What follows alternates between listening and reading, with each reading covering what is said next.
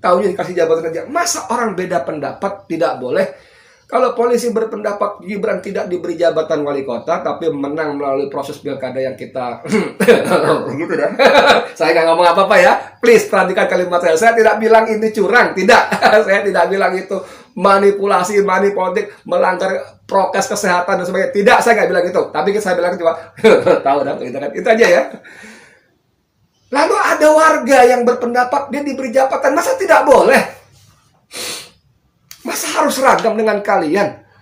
Bahwa dia dengan keyakinannya, dengan mata kepalanya, dia melihat misalnya ada proses-proses yang tidak memenuhi aturan main, ada pelanggaran prokes, ada dan sebagainya. Kemudian dia berkesimpulan. Nah, dia berkesimpulan bahwa dia diberi jabatan.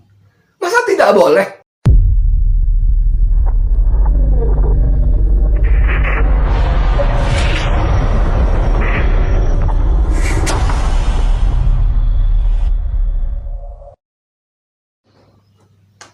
Assalamualaikum warahmatullahi wabarakatuh. Saudara, dengan saya lagi, Edi Mulyadi.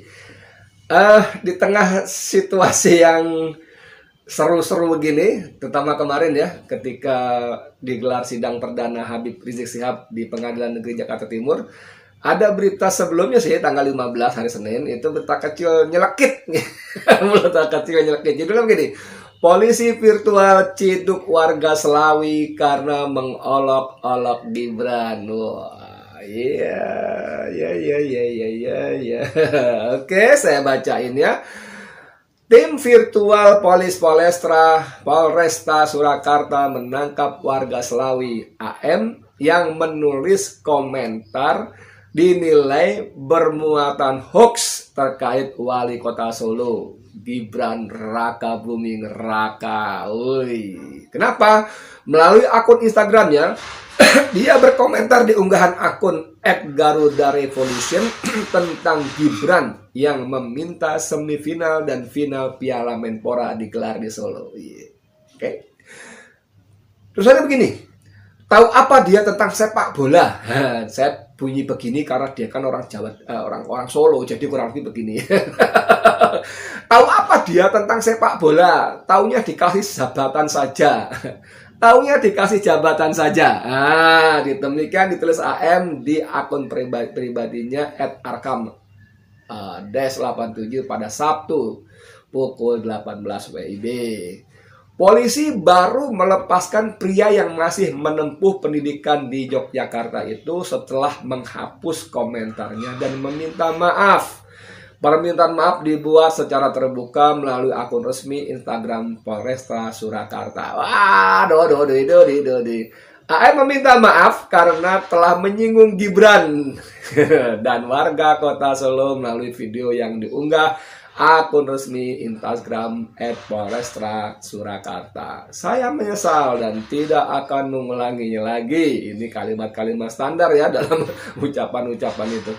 Jadi saudara sekalian bisa bayangkan nggak ketika bapaknya Presiden Republik Indonesia Joko Widodo, yang mulia Joko Widodo, kalau kita nulis surat kan nggak begitu, apalagi hubungan antar diplomatik. Yang mulia Presiden Republik Indonesia Joko Widodo. Kalau kita kembali ke keraton Solo, Yogyakarta, Sinuhun, gitu ya. Jadi ketika bapaknya Presiden Republik Indonesia Joko Widodo menyatakan akan merevisi Undang-Undang ITE karena dalam penerapannya menimbulkan ketidakadilan, kita riuh. Wah. Orang mengapresiasi, wah kita akan memasuki masa-masa era demokratis.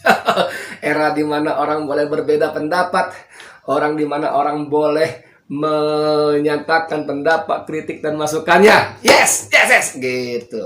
Dan gayung bersambut Kapolri Jenderal Sigit pun membuat perkap khusus yang menyebutkan bahwa pasal-pasal tentang penghinaan ini harus dilaporkan oleh orang yang menjadi korban. Tidak boleh si A, si B, si C mengaku atau mewakili si korban. Dia terhina, dia dihina, dia tersinggung, dia disinggung. Nggak boleh lagi. Tapi semuanya ternyata memang bergedes.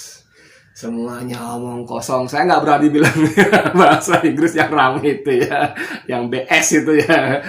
Tapi itu omong kosong saudara, ketika Hidayat Nur Wahid mengabarkan kepada kita rakyat Indonesia bahwa dalam sidang balik Badan Legislatif DPR tentang prioritas prolegnas ya, program legislasi nasional 2021, pemerintah tidak mengajukan draft revisi Undang-Undang ITE.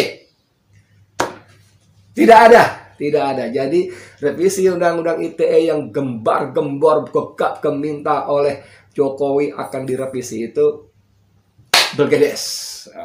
Apakah itu sebabnya kemudian Kapolresta Surakarta menciduk anak muda bernama AM ini karena dianggap mengolok-olok? Karena kalimatnya, tahu apa dia? Tahu apa dia tentang sepak bola? Taunya dikasih jabatan saja.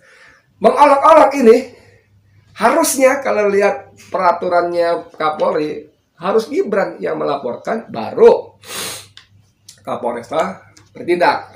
Gitu. Harusnya kan, tapi kan tidak. Mungkin polisi akan mengatakan, oh ini kan bukan soal olok-olok, ini soal hoax. Karena Gibran tidak dikasih jabatan wali kota, Gibran itu memenangi pilkada wali kota di Solo. Oke, monggo saja. Jadi polisi mengatakan bahwa ini sudah melecehkan polisi, KPUD, Bawaslu, apalah namanya segala macam yang terlibat dalam proses pilkada kemarin. Bos, ini kan cuma pendapat. Tahu apa dia? Taunya dikasih jabatan aja. Masa orang beda pendapat tidak boleh? Kalau polisi berpendapat Gibran tidak diberi jabatan wali kota, tapi menang melalui proses pilkada yang kita gitu dah. Saya nggak ngomong apa-apa ya. Please perhatikan kalimat saya. Saya tidak bilang ini curang, tidak. Saya tidak bilang itu manipulasi, politik, melanggar prokes kesehatan dan sebagainya. Tidak, saya nggak bilang itu. Tapi saya bilang cuma tahu dah, itu aja ya. Lalu ada warga yang berpendapat dia diberi jabatan, masa tidak boleh? Masa harus seragam dengan kalian? Bahwa dia dengan keyakinannya, dengan mata kepalanya, dia melihat misalnya ada proses-proses yang tidak memenuhi aturan main, ada pelanggaran prokes, ada dan sebagainya. Kemudian dia berkesimpulan. Nah, dia berkesimpulan bahwa dia diberi jabatan. Masa tidak boleh? Lalu polisi mengatakan hoax. Apa kabarnya? Memang kebenaran itu monopoli polisi. Jangankan wahai kalian Kapolresta ya, yang ada di Polresta Solo, Surakarta. Ketika Fadil Imran mengumumkan peristiwa kilometer 50 yang dia mengakui bahwa anak-anak muda itu dibunuh oleh polisi, dia mengatakan itu ada 10 orang, terjadi tembak-menembak, 6 mati. Terjadi tembak-menembak, 6 mati, 4 kabur. Lalu kita semua tertakjub. Bos, itu tidak benar. Saya mau bilang bohong, itu tidak benar. Saya datang ke lokasi. Pertama, itu mobil cuma 6 orang. Yang 4 dari mana? Gitu loh. Naik di sebelah mana 4 orang itu, sehingga Kapolda bilang 10 orang, 6 mati, 4 kabur. Dari mana 4 orang ini? Apakah Kapolresta Solo, Surakarta mengatakan Kapolda Metro menyebarkan hoax? Tidak benar. Apakah kemudian kamu akan menciduk Kapolda Metro Jaya karena mengatakan 10 orang, 6 mati, 4 kabur? Itu saja sudah tidak benar kok. Kalimatnya terjadi tembak-menembak, dan ternyata dalam rekonstruksi yang dibuat oleh polisi sendiri mengatakan bahwa tembak-menembak cuma 2 orang yang mati. Itu versi polisi sendiri ya. Yang 4 itu mati dalam penguasaan polisi, benar istilah Komnas HAM, di mobil dari kilometer 50 menuju ke Jakarta, terjadi antara 50 dan 51. Itu kan semua tidak pas dengan ucapan Kapolda ketika dengan gagah berani dan pongahnya dia mengumumkan pada publik. Jadi polisi please deh, berhenti memonopoli kebenaran. Jangan anggap kebenaran hanya versi kalian saja.